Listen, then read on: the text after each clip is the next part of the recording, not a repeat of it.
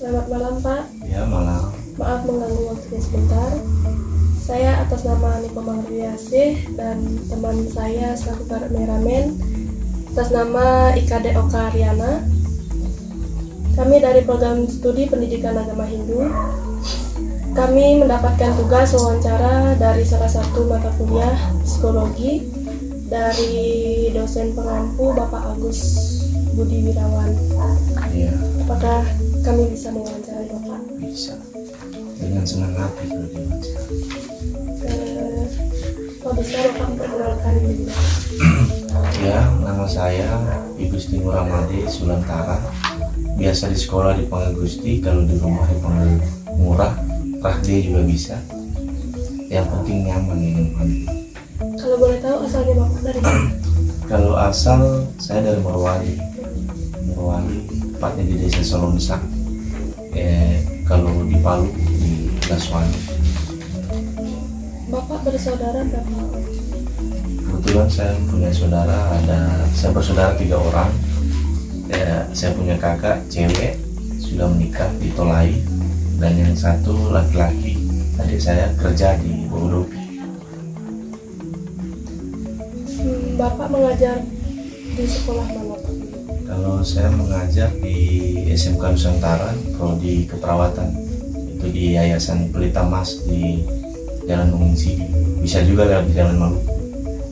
Itu mengajar mata pelajaran apa Pak?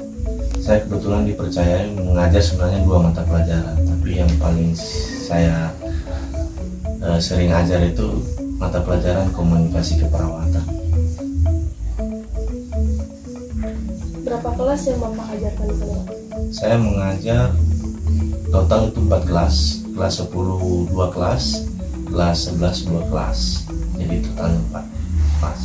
Jumlah siswanya per kelas itu biasanya berapa Pak? Kalau untuk jumlah satu kelas itu ada yang 32, ada yang 20-an.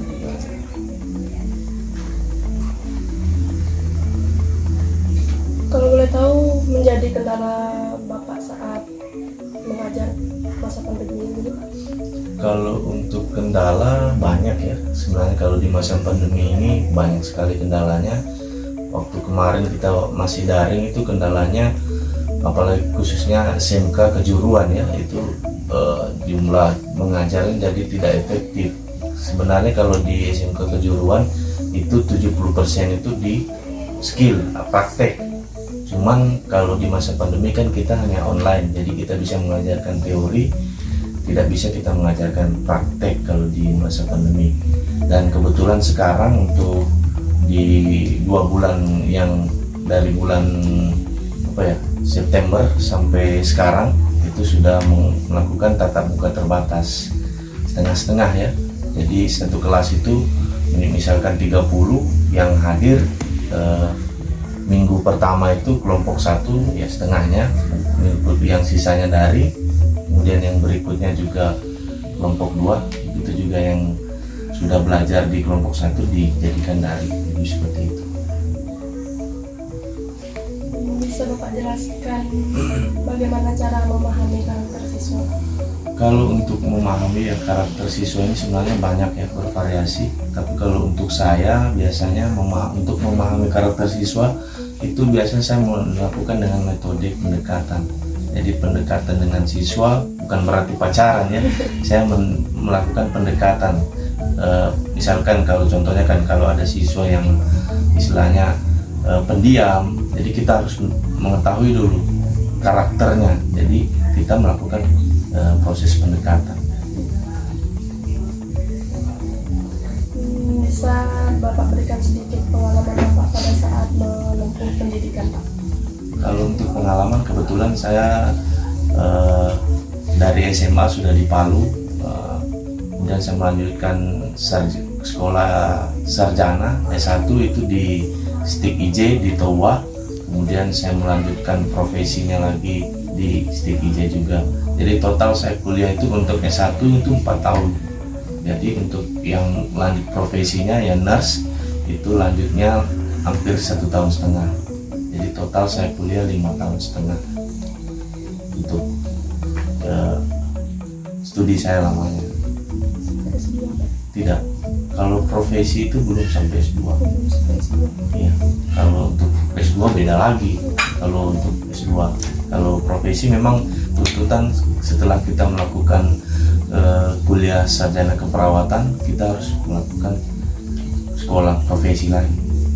Kalau Bapak tidak ada rencana untuk melanjutkan S2? Kalau untuk rencana melanjutkan S2 itu saya sangat bercita-cita melanjutkan ke yang jenjang yang lebih tinggi, apalagi S2. Cuman terkendala masih biaya juga, karena untuk yang seperti saya ketahui juga kalau di sekolah S2 keperawatan itu butuh biaya yang sangat besar. Jadi mungkin saya masih mengumpulkan biaya baru nanti mau lanjut. Kebetulan saya juga sangat senang di dunia mengajar ya, ketimbang saya untuk turun di rumah sakit. Saya lebih baik mengajar. Jadi seperti itu. Ada lagi? Jadi ini dari kampus mana ya? Kami dari kampus Dharma Sentana. Oh, Dharma Sentana ya. Kebetulan saya punya kakak juga di sana. Namanya itu Pak Nyoman Suparman. Dia mengajar, tidak tahu saya mengajar apa dia. Dengan adik sepupu juga, Omong Kartia di sana. Mengajar seni tari. Iya. Ada lagi yang mau ditanya?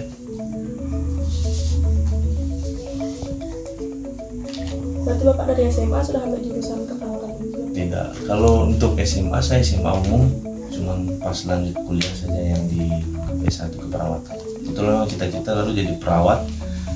Pada saat lulus jadi perawat, jadi timbul rasa untuk ingin mengajar, karena melihat jadi seorang pendidik itu enak, istilahnya bisa memberikan ilmu pengetahuan. Ketimbang kalau di rumah sakit sebenarnya bagus, cuma ya karena saya juga tidak terlalu senang kalau ada shift, karena di rumah sakit itu pakai shift pagi, siang, dan malam. Jadi kalau mengajar kita bisa, apalagi kalau di sekolah saya itu SMK-nya full day school ya. Full day school itu Senin sampai Jumat sekolahnya. Jadi Senin sampai Jumat itu jamnya dari jam 7 sampai jam 4 sore. Kemudian hari Sabtu libur. Jadi itu yang membuat saya nyaman juga di sana. Bapak mengajar di sana udah lama Pak? Kebetulan saya mengajar di sana dari tahun 2016. Sudah kurang lebih 4 tahun nih kayaknya. Udah lumayan lama lah. Kalau untuk menjadi PNS kayaknya sudah jadi PNS ya, benar.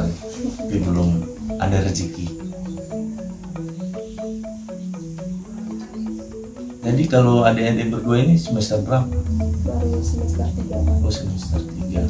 Berarti mata kuliah apa tadi? Psikologi. Psikologi ya.